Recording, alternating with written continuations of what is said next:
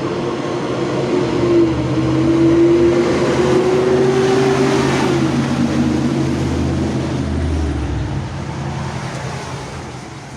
good morning. Today is March the 2nd, 2024, and I am just leaving the Piedmont Hospital in Atlanta, Georgia, and I'm outside. I just seen bus 1638 pass by, and then another 110 going northbound and eastbound pass, going very slow at the same time.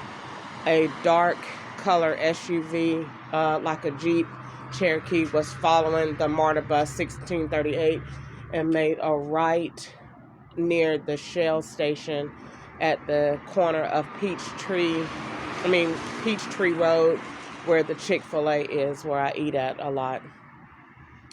So I am passing the location, came up here to catch the bus, and the bus passed by because law enforcement will do that and send those buses strategically when I'm on the way, so that it looks like I'm really not at the bus stop to catch the bus because the bus just passed.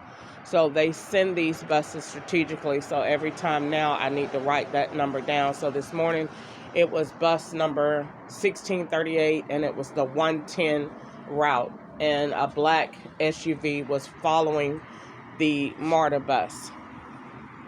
I was seen last night at the Piedmont Hospital. The doctor gave a fake name, but it was no badge or anything to identify who he was. There was a different name on the actual wall, and coming into triage, there was a different name and a doctor's name and date and everything on that wall as well. The names of the doctors that are on the wall will always be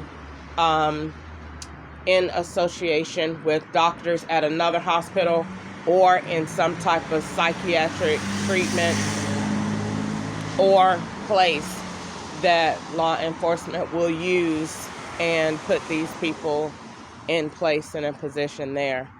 As usual, it was all men, and in the ER, it was a lady there in the position of a caregiver, or at the time acting as someone's caregiver, bringing a white older male to the hospital with VA bags that said he was a part of a National Rifle Association, but had military fatigue bags, 2 of them.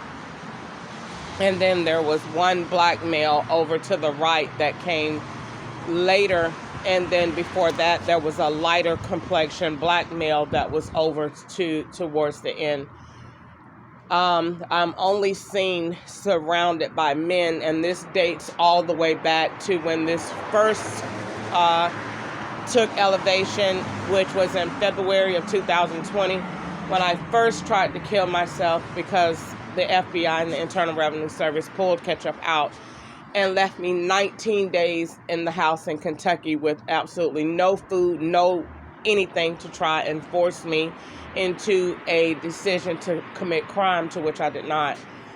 So from that period, they took me out, took ketchup out. I went to Augusta, where I was lured to my family to act like they were going to help me and support me, and was devastated by what happened with me and ketchup, and brought me down there and did what Easter did on November the 23rd, 2023, or November 27th, put me out on the street in the middle of night with absolutely no place to go. Here come a scout, so I'm going to move away. So after that, what happened is,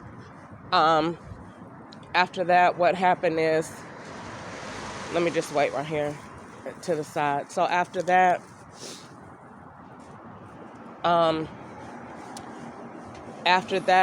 that is when the whole situation originally went wrong.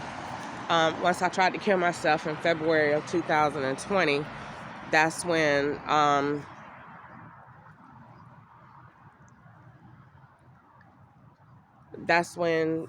they took ketchup out, and that's when they started with all the men, which is that Greenleaf Behavior Center, where they said they sent me because of the attempted suicide. So they sent me there of where I had to stay. I believe I was there anywhere from 3 to 5 days, from the 23rd or 20th or whatever until I think it was the 25th. So at that period, or 28th. So it was 2 days, I think, in the hospital, and then I spent a few days at the actual place. The next thing was they had me in that place. It was a black male that was in there that was an excessive gambler, and they had him there, and they had me in groups with all men. This guy was older, probably 65 to 67, and said he just comes in there to stay until he gets his check, and then he leaves back out on the first of the month. So they were using that setting to be the veteran affairs for VA. So I'm watching that the people that they have used for VA fit the people that is like, this is the guy that's following me. That he went up the street and now he's back down here again.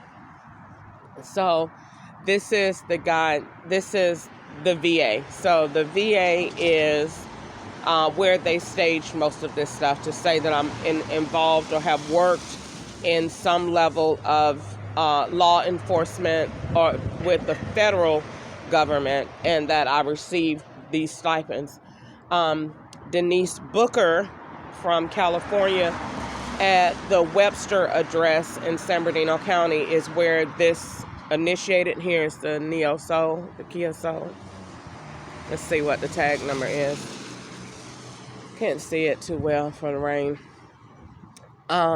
So this is where that came from, some type of association with the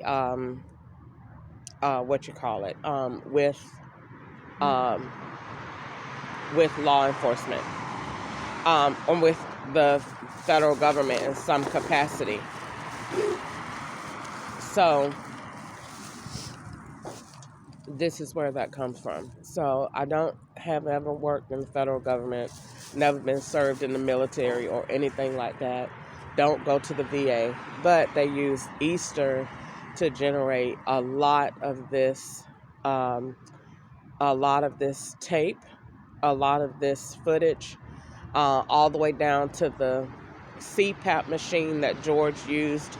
And George is a name that they were using back in 2010 or 11. And he used to live near me on Arrowhead Drive.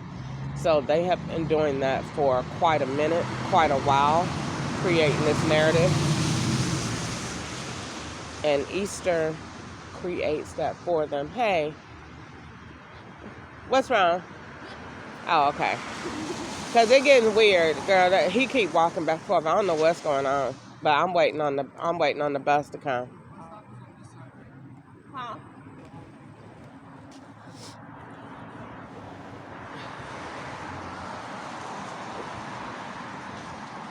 So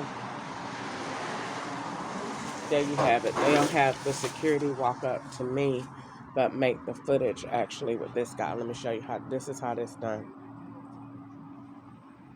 So they'll come up to me first and then go talk to the dude and then swap them out. Okay, so so Easter makes a lot of footage for, I don't know who she works for. I think she works for both the FBI and the Internal Revenue Service. But she makes it for both of them. And thank you. I'll be right behind you. Okay. So she makes the footage for both of them. And so everywhere from earning income to the same $6,000 a month that Denise Booker said that she made, the CPAP machine, George, the vehicles that the law used, the white truck, the Nissan Rogue, the Mercedes-Benz, the Mercedes truck, the Chrysler. Easter has had all of these vehicles that the FBI use right now. And her daughter her daughters work for them. So I'm thinking that Alvana Dunbar works for the FBI, and this is why all of her family is in it, and why our relationship just suddenly faded in January or so of 2000 back in Kentucky. They took everybody out in parks. So back to what I was saying about the hospital this morning. I was definitely swapped out with men. They have somebody that's being seen for some type of leg injury, and that has crutches and that has a torn ACL or something like that. That dates all the way back to West Valley Detention Center in March of 2023 or 22, when my truck was taken. And law enforcement, I want to make sure, that was March of 2022 when my truck was taken. They have someone that went to that was put in jail to make false evidence for them. It was a white female with dark hair, kind of between 195 and 220 pounds. She had an injury to the right foot that had on a brace, and her lips was I don't know what in the world they put on her lips to make her lips that dry, but her lips were beyond cracked. And so you will hear in the narrative, do you want any Vaseline or lip chap, as if something's wrong with my lips. As the day of this recording, I'm turning the screen around. You can see that there is nothing wrong with my lips. They don't have any type of abrasions, and I don't need lip chap. After this occurred, the next thing they did was, let me see, I think I'm gonna go down here and get me some breakfast because I have to use the bathroom. Let me see, Chick-fil-A should be open. So after this, what they did was,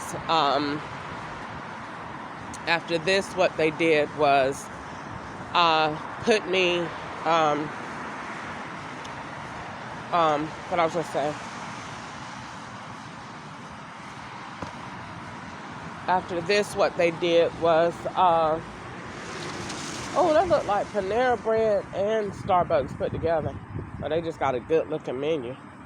No, that is Panera Bread. Oh, that's what's up. They got both. So, just walking by the hospital. So, anyway, so that is what occurred. So, they did that. They had me in there with an older man. They're definitely swapping me with someone being seen for a leg injury. They even had me put told me to sit to the right, where it was a sign that said, we're doing imagery in this area. Everyone in this area is for imagery. To go along with, we gave you an ultrasound, but that happened at a different hospital. So they're running all of one narrative with the hospitals the same. It's a very tricky process, but it's very tedious, but that's what they're doing. So I went to the hospital this night, like the doctor said last night. What did Wellstar say last night? I didn't go to Wellstar last night, but they don't care about what I say. They only care about what is being recorded, and everything is kind of tracked over that they don't want in the recording. So that is happening. And Marta plays a big part of this. This morning they had a black male between 28 and 35. I didn't get a good look at him. I seen the little blue paper outfit and got disgusted and didn't even pay him any attention. Plus, the same doctor that saw me last night was seeing this male as I was going to the bathroom. Wait. And as I was going to the bathroom, he came over to see me. And as he came over, as I'm going to the bathroom, away from where the person was when I first woke up, I never want to go in that bathroom. So I went to a different one on a different side of the hospital. and ran into the doctor, seeing that black male in the paper clothes who they released at the same time that I was walking out of the hospital. And he went and got into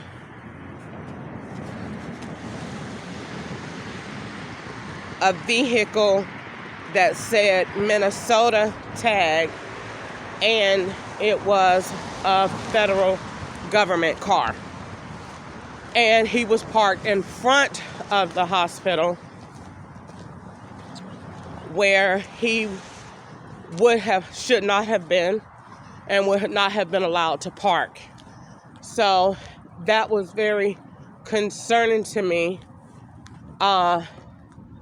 But, this is a good, maybe, he was doing, I'm going to choose to believe, maybe he was doing some work. He better been working for me, because if he wasn't, he's definitely caught.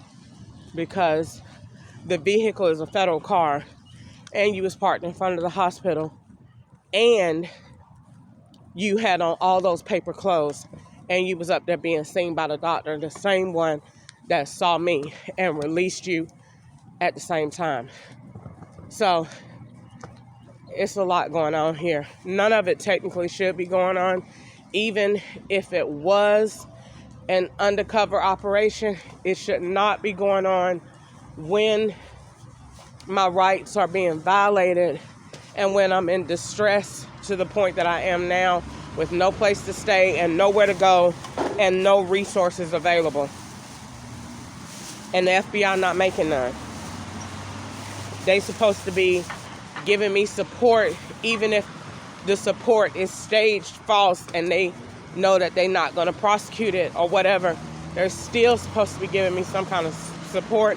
I'm still supposed to have a place to live, and not try to make it look like I'm crazy or that I have mental health issues to bypass or draw over misconduct by federal agents. That's the part about the FBI that made me mad, because they're doing that to draw over Curtis Ketchup, period. So I'm here to get me some breakfast. I'm about to turn my recorder off. They got a staff over here in the corner. I'm about to go in here and get me some breakfast, at least get me something to drink. My mouth is kind of dry. And I need to get myself situated.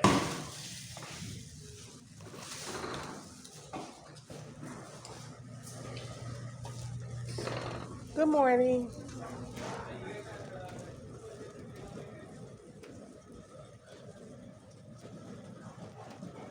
I'll always sit over here in the corner, right here, because it's by the plugs are right here. And lately, I know it's the FBI doing it, but because they did the same thing as Zaxby's, it keeps being a table full of young boys, young white boys. Like here, yesterday I sat here, but I put my back on this side, and they were a group there, just long enough to take a picture, and then they left. And they did the same thing the last couple of times I went to Zaxby's. So as they know she's coming walking up to Zaxby's, they're sending these young guys. All right, so the other bus, 1667, is the bus that's in use right now. So, all right, that's it for today.